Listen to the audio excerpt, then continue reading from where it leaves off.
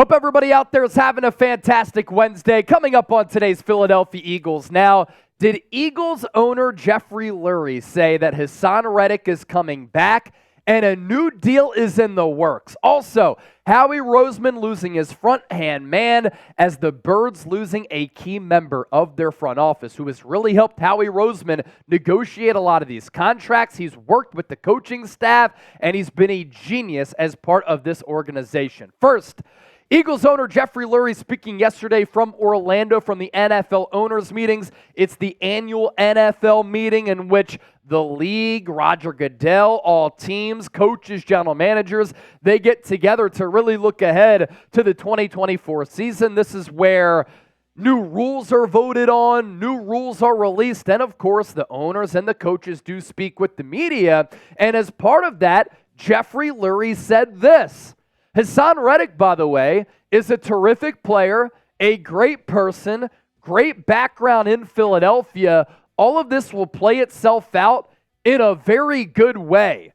Would Jeffrey Lurie say that if he wasn't confident that Reddick and the Eagles at some point would come to an agreement on a new contract extension which pays Haasan Reddick, but is also very friendly for the Eagles organization? Because that quote is pretty telling. It'll play itself out in a very good way. With that, did Lurie hint that Reddick is going to be back?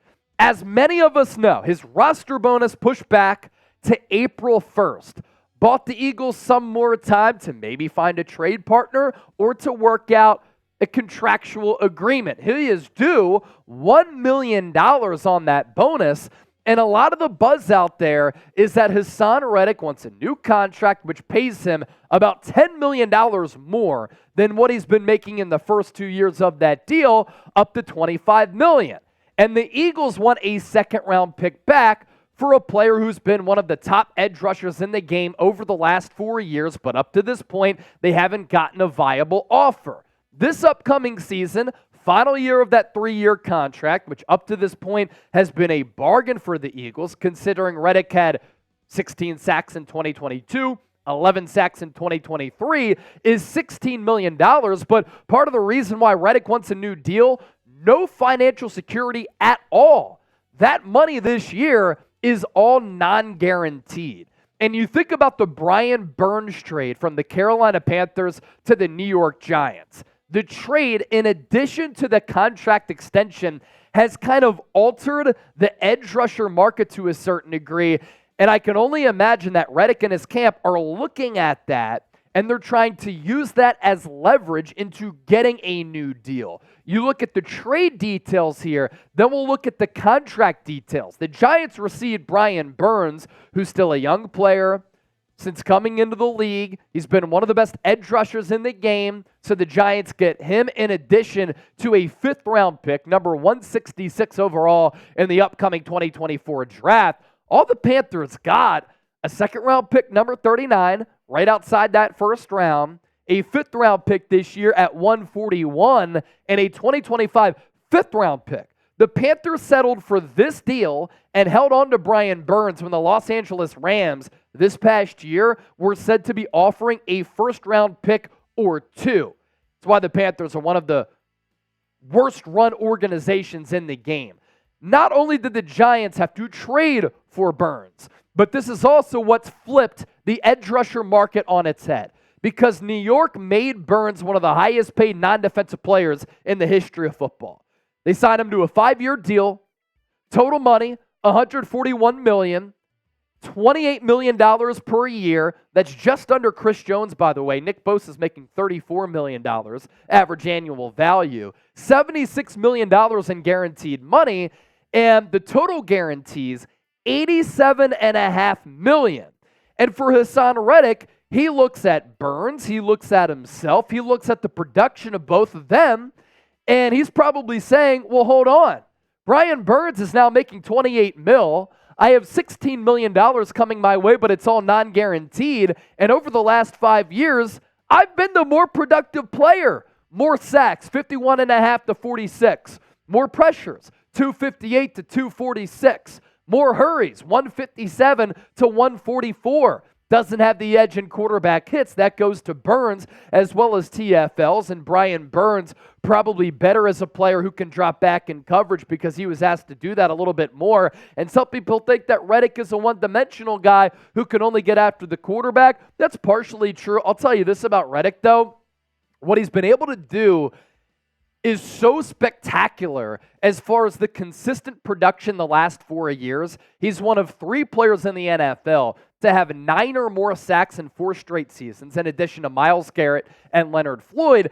And you know what? In 2023, I actually thought he became a little bit of a better run defender. But here's where Burns might have the slight edge in some of these negotiations over Reddick. He's entering his age 26 season. Haason Reddick entering his age 30 season. That 4-year gap is pretty sizable here. But Reddick is probably looking at the market like, yo, Myles Garrett is making $25 million, and you have Brian Burns making $28 million, and here I am the last 2 years, I've made about 15, 16 coming my way this upcoming year. And I'll tell you this about Myles Garrett, coming off that Defensive Player of the Year season in 2023, that $25 million is probably a bargain for Cleveland because he's definitely a better player than Brian Burns. The issue with Reddick, the age, but also he's not quite in that tier 1 of edge rushers. He's probably in that tier 1B or tier 2. But again, the Brian Burns deal has kind of flipped the market on its head. So with that, this is today's poll question here. How much should Haasan Reddick demand per year? Oftentimes we ask you to get in the shoes of Howie Roseman. Now, I want you to be in the shoes of the player, his agent, and his camp.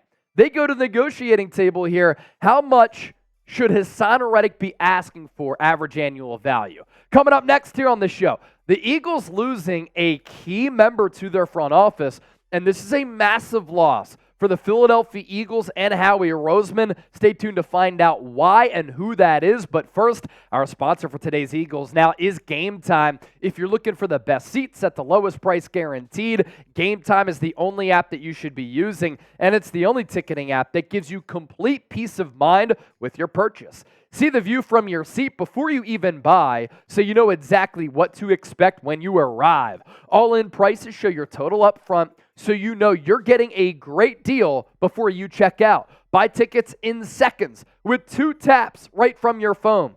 Game Time has deals on tickets right up to the start of the event. Or if you're driving by Citizens Bank Park, you want to go to a Phillies game, you're coming back from the Jersey Shore, you can even get tickets an hour after it starts. It's the place to find last-minute seats. Find exclusive flash deals as well and sponsored deals on tickets for football, basketball, baseball, concerts, comedy, theater, and more. Download the Game Time app, create an account, use the code CHATSPORTS, $20 off your first purchase. Terms apply. Again, create that account, redeem the code CHATSPORTS, you get $20 off your purchase. Next up here on the show, this man here to my right is Jake Rosenberg, the salary cap executive for Philadelphia and a childhood friend of Howie Roseman. In this front office, as the Eagles have become and have been one of the most well-run organizations in the sport, Rosenberg has been the right-hand man for Roseman. And he's leaving when his contract expires after the conclusion of the 2024 NFL Draft. His formal title is the VP of Football Administration. He hopes to stay in the NFL so that he can pursue his goal of being a general manager. Right now, Howie Roseman's obviously in his way, so he wants to put out some feelers and see if he can become a GM elsewhere for a different organization after all of the experience he's been able to compile with Philadelphia. Here's what Rosenberg had to say to Jeff McLean of the Philadelphia Inquirer. Over a pretty extended period of time, I've just thought to myself that if it doesn't seem like it's in the cards for me to advance in this league and have a chance to keep pushing and growing, that at the end of the day, what is involved to do this in terms of a life perspective, it's not going to be worth it.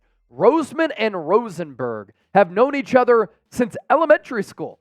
So they've known each other since elementary school. They've both had dreams of working in the National Football League, and they've been hand in hand with the Philadelphia Eagles. A lot of their work, obviously, behind the scenes, but that work pivotal to the Eagles' success. Here's what Howie had to say about his best friend and co-worker, who's soon to be his ex-co-worker. Over the last 12-plus years, Jake has been so important to our team and a big part of our success. More importantly, a true friend who has built lifelong relationships here throughout this league and beyond. While I hate to lose him, I wish him nothing but success going forward. I wish we could keep him, but he and I have always discussed how important it is to continue to grow and look for new challenges. He deserves the opportunity to become a free agent, and whatever he decides is next, I know he's going to be successful. Rosenberg was Roseman's chief strategist, and he was involved in player signings, helping Philadelphia manipulate the cap, pull off those salary cap gymnastics. How many times have we seen Philadelphia sign a player to a deal or manipulate the cap, and we're like, that's genius. Rosenberg's been a part of that. He's helped with player acquisitions, but also his role included player evaluation here and working with the coaching staff. Howie Roseman, outside of Rosenberg, has been able to build up a really good front office. Alec Hallaby had some interviews elsewhere for some general manager gigs across the NFL, and Howie has churned out high-level executives who have gone elsewhere to prominent roles in other front offices, including general manager jobs. So I think Philadelphia is going to be okay, but this is like losing a COO of a company when you're the CEO. It's a big deal. And as we know, Howie and the Birds have been geniuses with the salary cap over the last several years. Before we hop on out of here, anybody watching the show right now, I hope that you come across this channel and you feel as though we give you informative, entertaining, insightful content. It's also consistent content. Do you want Eagles shows year-round? That's what we do. This is the standard for Eagles Talk on YouTube. So join the party, join the movement, hit that sub button, and let's get to 74,000 subscribers.